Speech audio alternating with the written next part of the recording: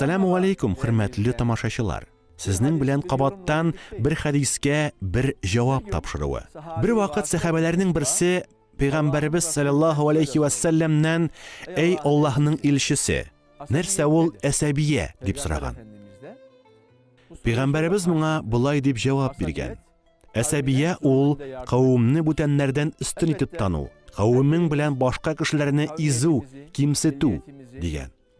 Әлбәттә, беркем дә үз теләге белән милләтен яки расасын сайлый алмый. Әсәбия, ягъни башкача әйтсәк, расизм ислам тарафыннан инкар ителә. Пәйгамбәрбез саллаллаһу алейхи ва саллям җаһилия чорында яшәүче гарәпләрнең үз нәсел кавымнары белән мактану гадәтен бик тәнкыйтьләгән. Ул кешенең нәселенең затлы булуыннан түгел, тәкъвалыгы аркасында башкалардан өстен булуын аңлаткан.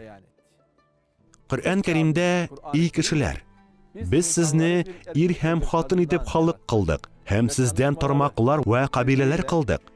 Бер-берегезне өйрәнеп тану өчен, сезнең арагыздан Аллаһыдан куркып, гөнаһлардан сакланучы Аллаһ алдында хөрмәткә иядер.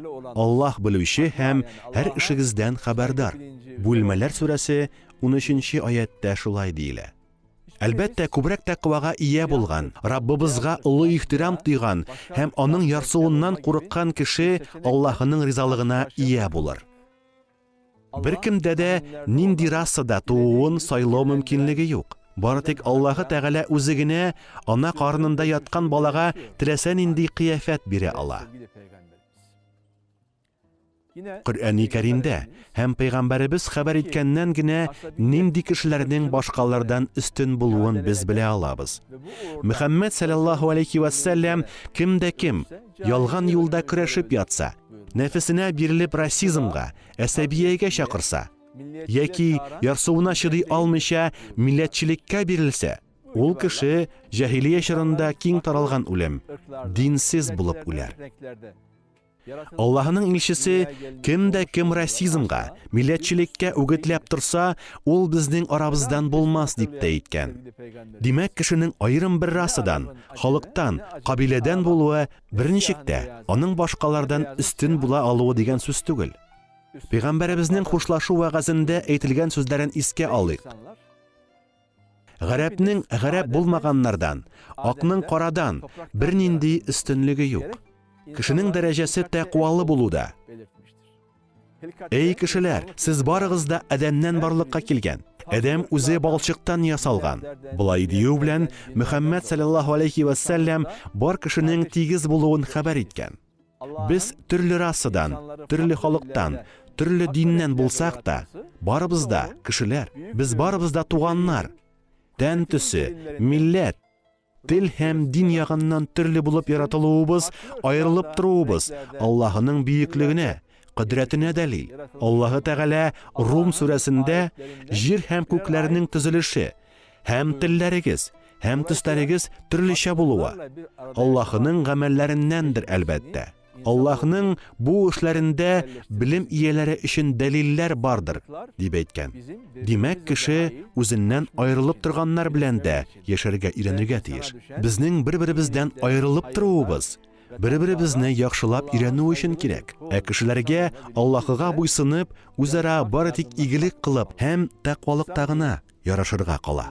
Ислам кешеләргә җәберләү һәм гаделсезлекне кылырга тыя, кешеләрне изүдән азат итәргә һәм ислам нурына чыгарга, бәхеткә китерергә, бу дөньяда һәм ахирәттә тынычлыкка иңдерергә вәгъдә итә.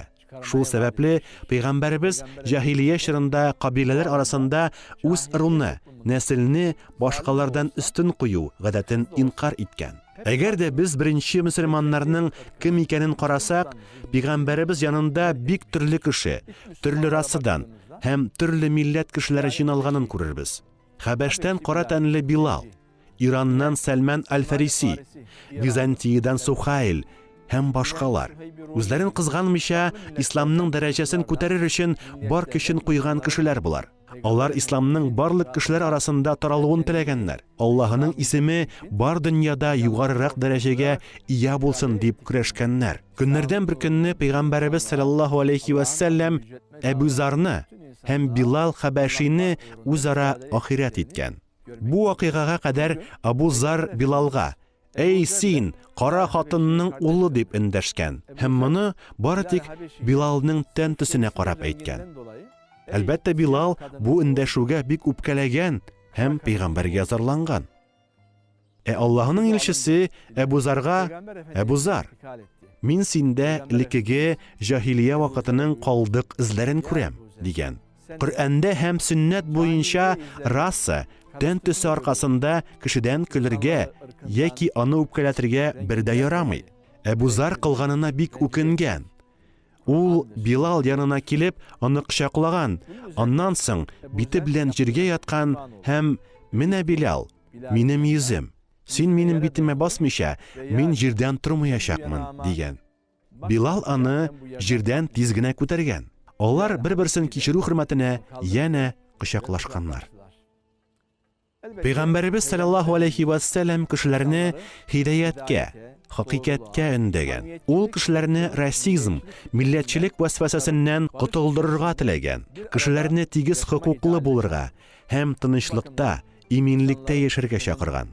Бу күзлектән карасак, кешенең тән тиресе нинди төстә булуы, аның нинди расадан яки халыктан булуы бернинди әһәмияткә дә ия түгел. Иң мөһиме игелек кылырга, яхшы кеше булырга һәм кеше буларак камиллеккә омтылырга кирәк. Расизм бүгенге көндә дә кешелек өчен бик куркынычлы күренеш. Расистлар идеологиясе аркасында бик күп кан ага, миллионлаган кеше үтерелә. Бу афәттән котылу өчен кешеләр бер аерымлыкка карамыйча тынычлыкта, туганларча яшәргә өйрәнергә тиеш. Шуңа күрә без бүгенге көндә Коръәнгә һәм Пәйгамбәрбез саллаллаһу алейхи ва сәллям тормышының уңай үрнәгенә бик мохтаҗ. Сау булыгыз, хөрмәтле тамашачылар. Аллаһы Тәгалә үзегезне саклый күрсен.